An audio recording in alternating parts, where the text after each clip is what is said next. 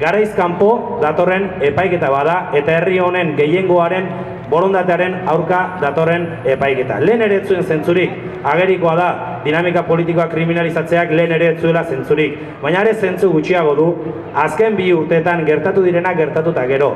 Zehazki, gainera, Aieteko konferentziaren 2. urteurrenean abiatu dira epaiketa hauek. Euskal Herrian bide berri bat, konponbidearen aldeko bide berri bat irekita dagoenean. Eta lehen ere, asko gulertzez bagenuen ere, orain, herritarren gehiengoaren artean dagoen galdera da. Orain, nolatan orain.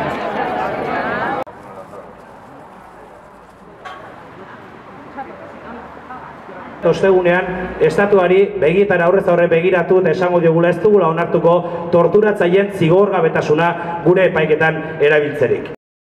Ez dugu zorterik espero.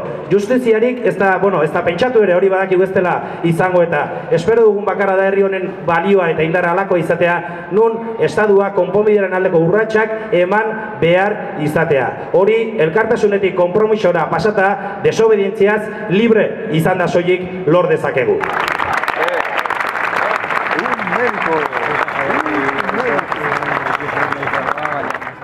Martxoak 15ean ez dugu egin nahi ohiko jaialdi bat.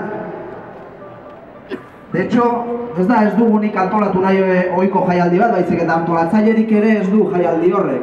Bai.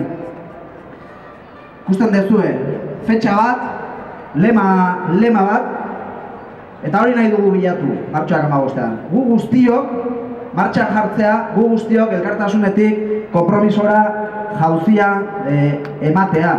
Eta nahi dugu martxoak 15 izatea gu guztiok, eta gu guztiok lortzen ditugun konpromiso horiek ispilu bat.